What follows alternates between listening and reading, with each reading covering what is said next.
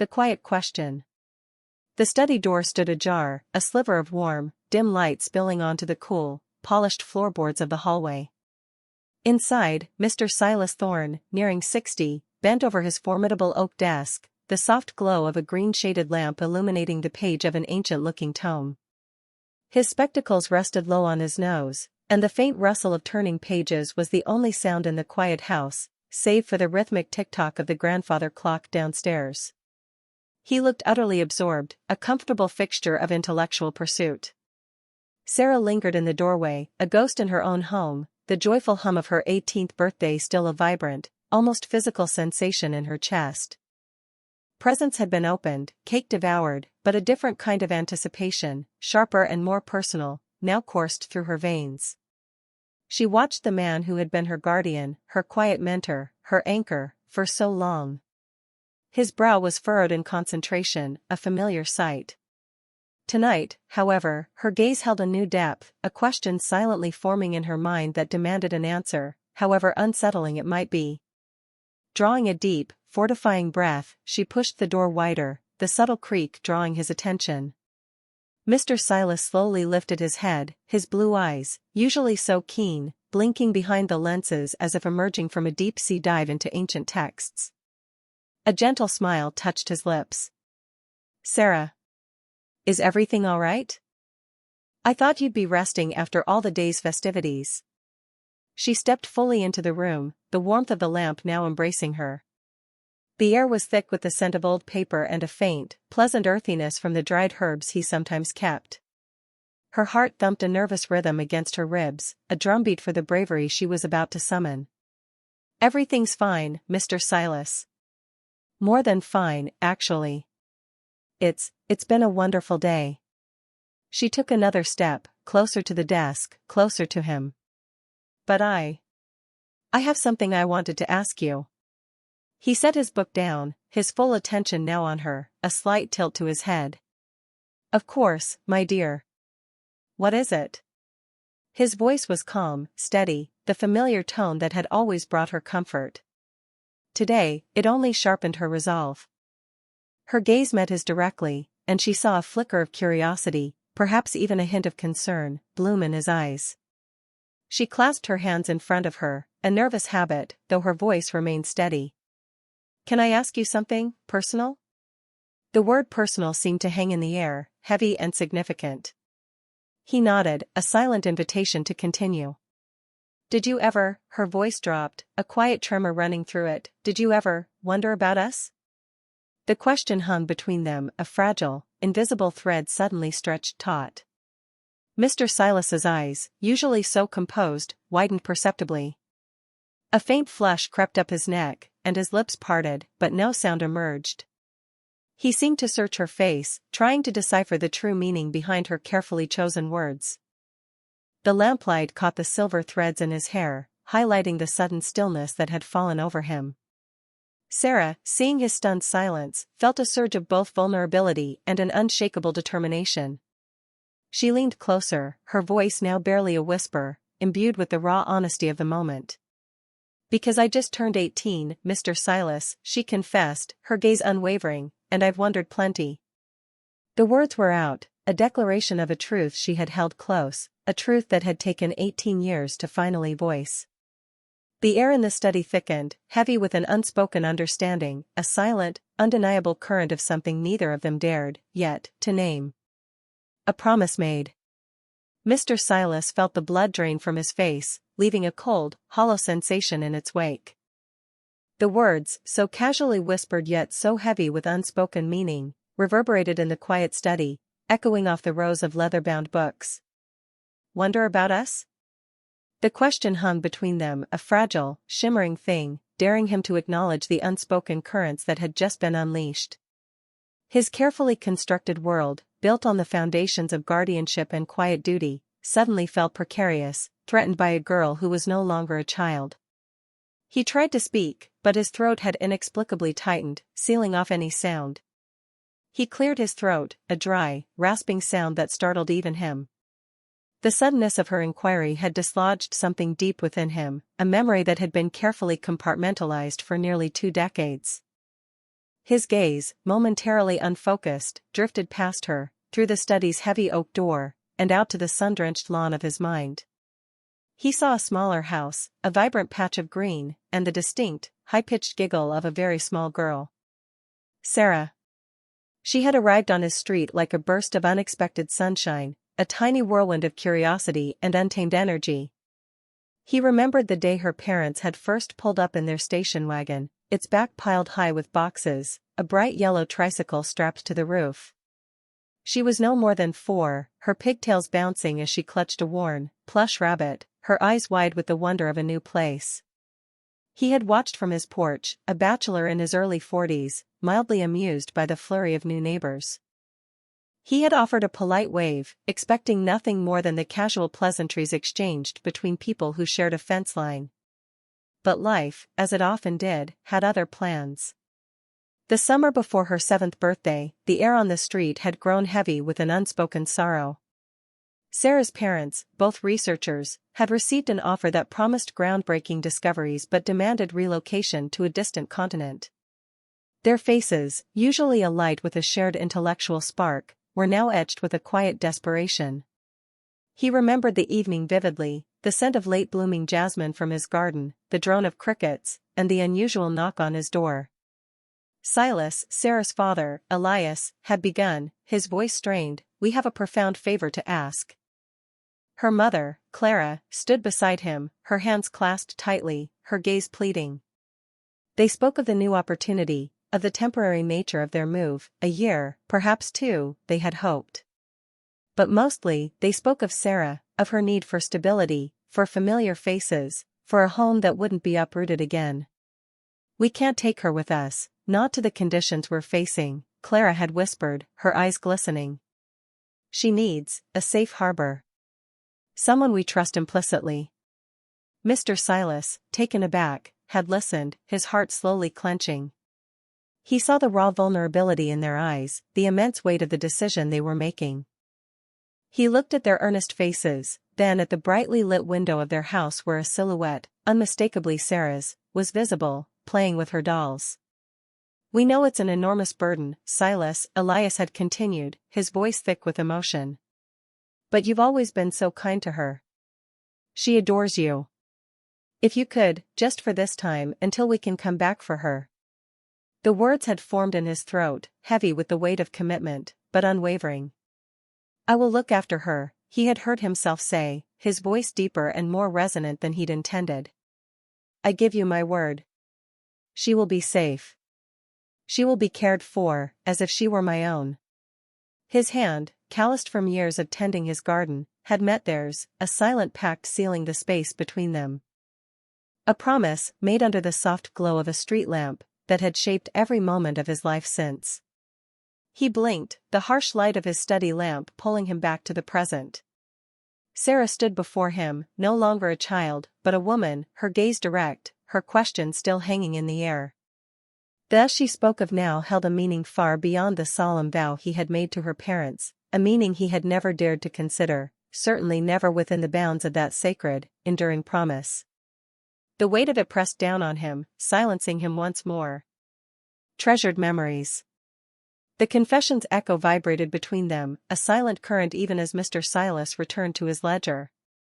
Sarah paused in the study doorway, enveloped in the comforting essence of aged paper and pipe tobacco. Her gaze drifted to the worn armchair, a soft invitation to a past woven with warmth. There, by the winter fire, he'd soothed her scraped knees and calmed childish anxieties with a hushed tale or a shared cup of warm milk.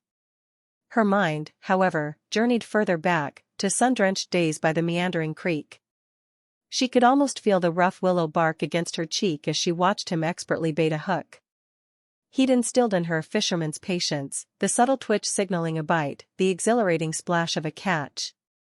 "It's more than just the fish, little bird," he'd rumbled once. "It's about understanding the water's pulse, the quiet hum of the world." Those afternoons, spent in companionable silence or punctuated by his gentle guidance, were seared into her memory, moments of pure, uncomplicated joy. Later, as the sun dipped, painting the sky in fiery oranges and deep purples, they often gathered beneath the sprawling, ancient oak in the backyard. Its leaves formed a natural canopy, a secret bower where stories took flight. He'd read to her, his voice a soothing balm, from tattered adventure books and whimsical fairy tales. And when her schoolbooks proved particularly recalcitrant, he'd sit beside her, patiently untangling complex equations or elucidating historical intricacies. His large, calloused hand would indicate a diagram or underline a key phrase, his presence a steady anchor in the storm of her adolescent frustrations. He never simply offered solutions, he guided her to discover them herself, fostering a quiet confidence that still resonated within her. He instinctively knew when to offer solace and when to let her grapple with her own thoughts. He celebrated her small victories with genuine pride and provided a steadfast shoulder during youthful despair. There were no grand declarations of love, no dramatic gestures, just a consistent, unwavering presence that had seamlessly woven itself into the fabric of her being. She recalled the way his eyes would crinkle at the corners when she recounted an amusing anecdote, or the gentle squeeze of his hand when she felt adrift. It wasn't the boisterous affection she sometimes witnessed in other families, but a deep, quiet current of devotion that had nourished her spirit, making her feel utterly, completely cherished. He had built a home for her, not merely within the sturdy walls of the house, but within the secure confines of his quiet, generous heart. He had made her feel she belonged, not just as a ward, but as a true, irreplaceable thread in the tapestry of his own life. The unspoken question still lingered, but as Sarah looked at him, truly looked, the memory swirled, solidifying her own feelings into an undeniable truth. A new kind of feeling. The scent of old paper and cypress lingered in the study, a familiar comfort that usually blended into the background of Sarah's world. Now, as Mr. Silas looked up from his ledger, a gentle smile creasing the corners of his eyes, that scent seemed to deepen, to take on a new, richer quality. His smile wasn't the polite, distant one he offered visitors, nor the fond, paternal one he usually reserved for her. This was something else, a quiet warmth that spread across his face, lighting up the subtle lines around his mouth. Sarah felt an unfamiliar blush creep up her neck, painting her cheeks with a heat that had nothing to do with the hearth in the next room. She'd always seen Mr. Silas as her guardian, a steadfast, kind presence who had given her a home. But since her 18th birthday, since that whispered question in the study, the edges of her perception had begun to blur, then sharpen in unexpected ways. She cleared her throat, pushing away the image of his startled, then knowing, gaze from that night. "Just checking if you needed anything before I head out," she offered, her voice a little breathier than she intended. He closed the heavy book with a soft thud, his gaze still on her, that same gentle expression unwavering. "No, thank you, Sarah. Just finishing up." "Are you off to the market?" "Yes," she confirmed, her fingers tracing the smooth wood of the doorframe. The warmth in her cheeks persisted, a soft ember glowing beneath her skin. She found herself studying the way his dark hair, streaked with silver at the temples, fell across his forehead, the way his hands, surprisingly elegant despite their years of work, rested on the closed ledger. Details she had never truly seen before, now stood out in sharp relief. Later, as she navigated the bustling market square, the vibrant chaos of vendors and shoppers couldn't fully distract her. Her thoughts kept returning to the study, to Mr. Silas, to that peculiar sensation in her chest. It wasn't the familiar gratitude, nor the comfortable affection she'd always held for him. This was a new kind of feeling, something more complex, more vibrant. It felt a little like anticipation, a little like tenderness, and a surprising amount like longing. She picked up a basket of ripe apples, their skin cool and smooth beneath her fingertips, but her mind drifted. She recalled the way his eyes had widened when she'd asked her audacious question, the sudden silence that had stretched between them, thick and charged. She remembered the subtle flicker in his gaze, a fleeting emotion she couldn't quite name, but one that resonated deep within her. It was as if a curtain had been drawn back, revealing a landscape she'd always inhabited but never truly explored. Mr. Silas, the man who had been a quiet mountain in her life, was now shifting, becoming something more, something different. The thought was both exhilarating and terrifying. She wondered if he felt it too, this subtle, undeniable shift in the air between them. Her heart gave a curious little lurch, a new rhythm beating out a silent question she wasn't yet brave enough to ask again. Lily's thoughts. The late afternoon sun, a mellow gold, spilled across Lily's bedroom floor, illuminating dust motes dancing in the air. Sarah sat cross-legged on the plush rug, a half-eaten bag of sour gummy worms between them. Lily, perched on the edge of her bed, braided a strand of her dark hair, her brow furrowed in concentration. "It's just, everything feels different now," Sarah mused, picking at a loose thread on her jeans. "Turning 18, I mean." Like a switch flipped, and suddenly, all the big questions are right there, staring at me. Lily hummed, tugging the braid tight. "Tell me about it. My mom's already asking about university applications. Like, can I just enjoy being an adult for 5 minutes before planning my entire adult life?" She tossed the finished braid over her shoulder. "What kind of big questions are we talking about, though? Boys? The meaning of life? Whether pineapple belongs on pizza?" Sarah chuckled, a soft, introspective sound. "More like, family. Not just the ones you're born into, but the ones you find. The people who become your anchors, even if there's no blood connecting you." She popped a gummy worm into her mouth, its tartness a pleasant jolt. Lily's usually bright eyes softened, a rare moment of stillness for her. "Oh, I get that. My Aunt May isn't technically my aunt, she's my mom's best friend, but she's been there for every single one of my scraped knees and bad breakups. She practically raised me in some ways." She leaned forward, her elbows on her knees. "It's like, you get to a certain age, and you realize you have a say in who your real family is. It's not just handed to you anymore." A warmth spread through Sarah's chest, a quiet affirmation of thoughts she hadn't fully articulated, even to herself. "Exactly. It's like you collect these people, these important souls, throughout your life. And they just fit. Like missing pieces." She thought of Mr. Silas, his gentle presence, the way he always seemed to know what she needed without her having to say a word. The way his study felt like a sanctuary, a place where she could truly be herself. "Yeah, and sometimes," Lily continued, her voice thoughtful, "those chosen people are even more important than the ones you're supposed to care about. Because you chose them. And they chose you back.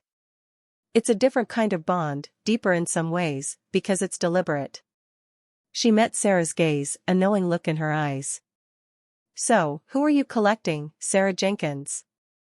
Sarah felt a blush creep up her neck. The image of Mr. Silas, his slightly rumpled tweed jacket, the faint scent of old books and pipe tobacco that clung to him, filled her mind. The recent conversation in his study, the unspoken tension, the way his eyes had widened, all of it resurfaced. Lily's words, about deliberate bonds and chosen family, resonated with a powerful truth she was only just beginning to grasp. It wasn't just about comfort or care, it was about a profound, almost magnetic connection. A different kind of bond, indeed. And for the first time, Sarah allowed herself to fully acknowledge the exhilarating, terrifying implications of that truth. Mr. Silas's worries. The scent of old paper and pipe tobacco, usually a comforting embrace, now felt oppressive, suffocating. Mr. Silas Thorne, his spectacles pushed up onto his brow, stared at the closed study door long after Sarah's footsteps had faded down the hall.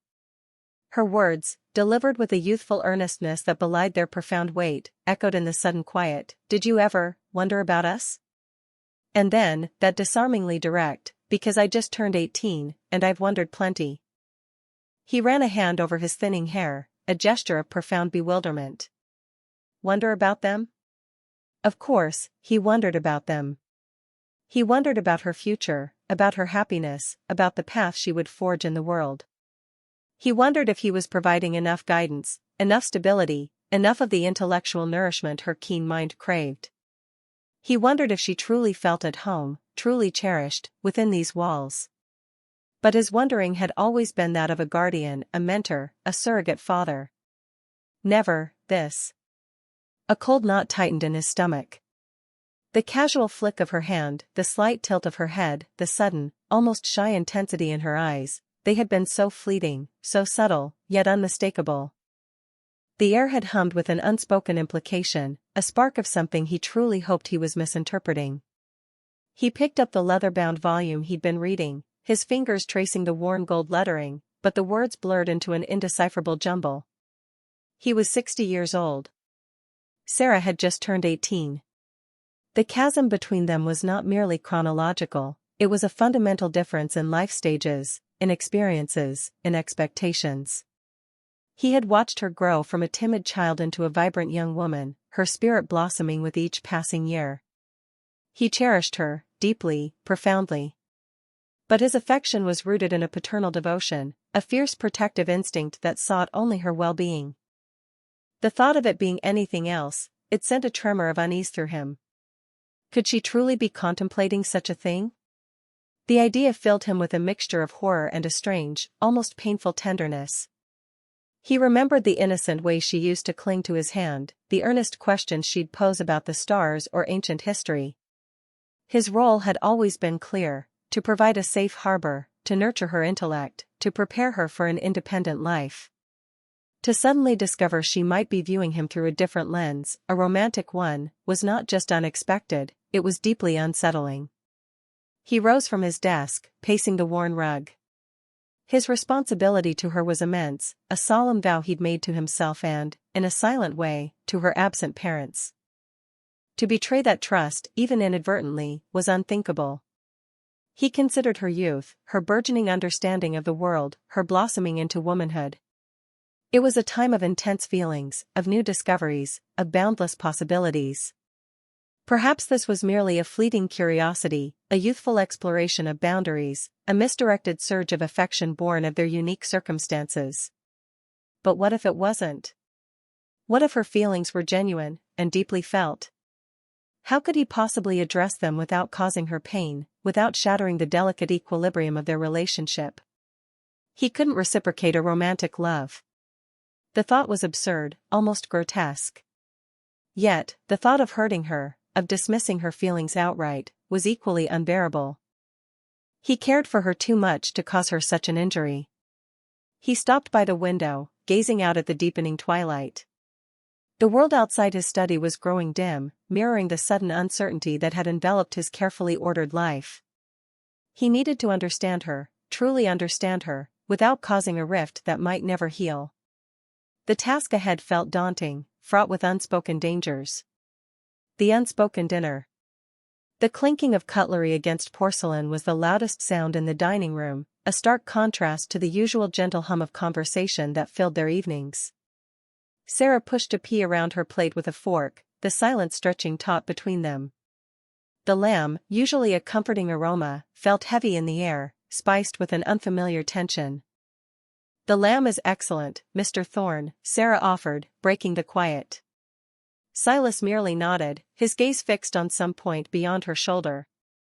He took a sip of water, the ice rattling softly in the glass.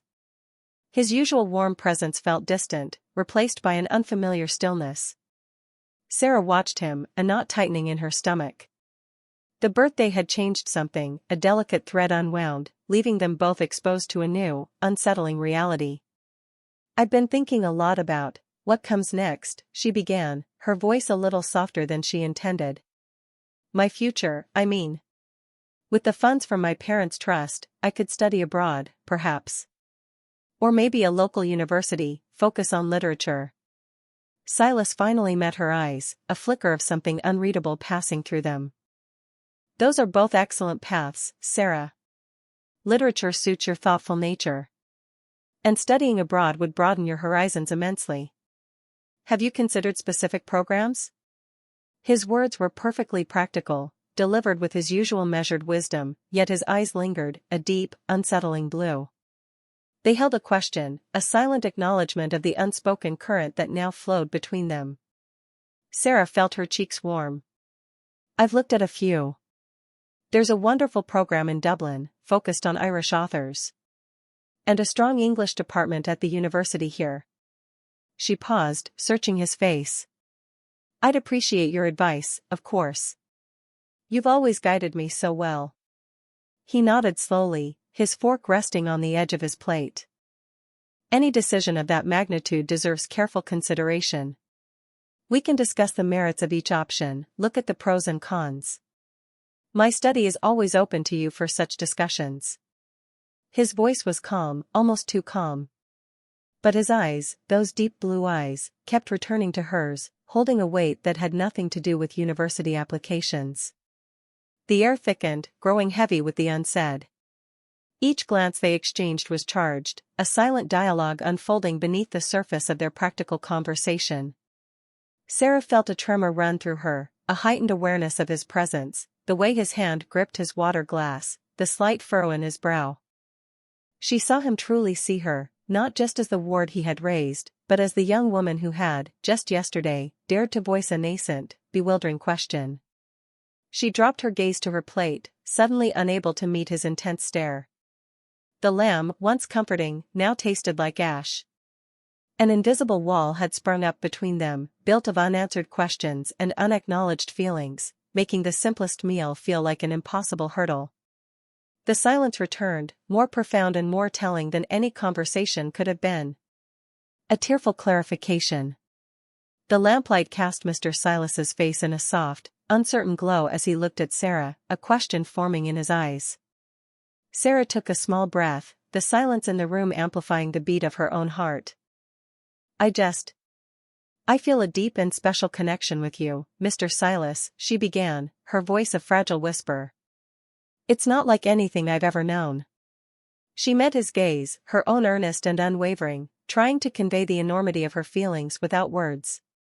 The air, already thick with unspoken things, grew heavy, almost suffocating. Mr. Silas shifted in his chair, a sudden discomfort clouding his features. He cleared his throat, a low, rumbling sound that seemed to vibrate through the quiet room.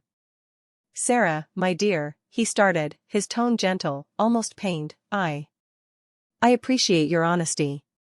Truly, I do. He paused, his gaze dropping to his hands, which were now clasped tightly on the desk. But I think, perhaps you're confusing gratitude with something else.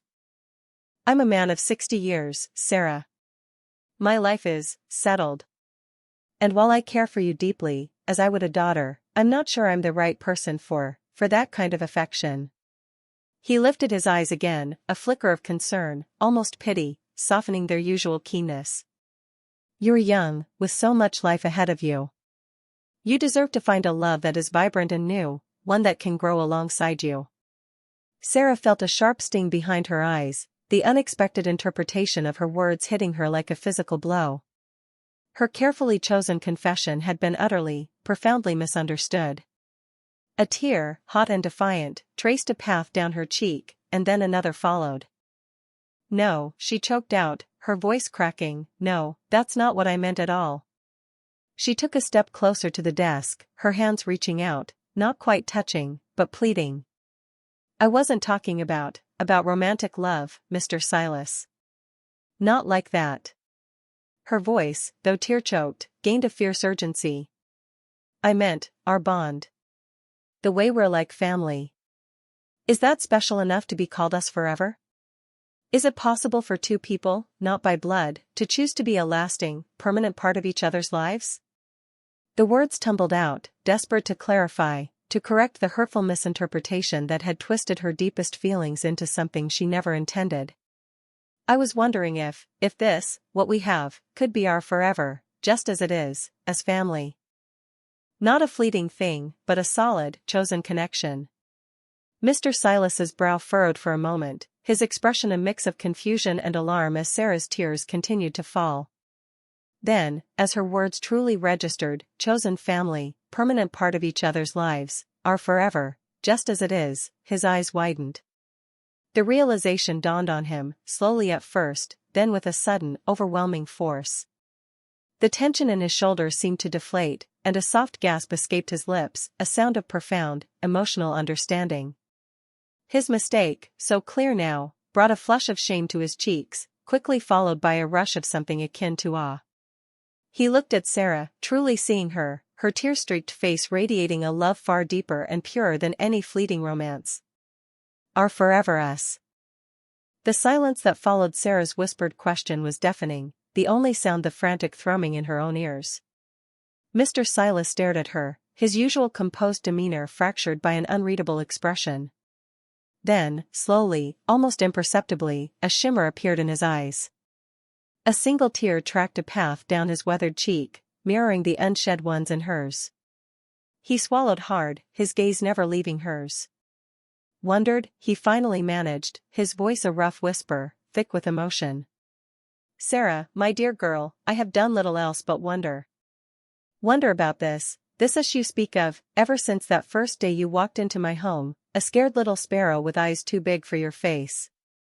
He paused, taking a shaky breath. And if I'm honest, I've been terrified. Terrified of what that wondering might mean, terrified of losing what we have. Sarah felt a rush of relief so profound it nearly buckled her knees. He understood. Not in the way she'd feared, not with the flirty tension that had choked the air, but with an honesty that resonated deep within her soul. She stepped further into the study, pulling a chair closer to his desk. I don't want to lose it either, she confessed, her voice softer now, more confident. But turning 18, it just made me think. About my future, about who I want in it. And Mr. Silas, you are my person. My most important person. He reached across the desk, his hand covering hers.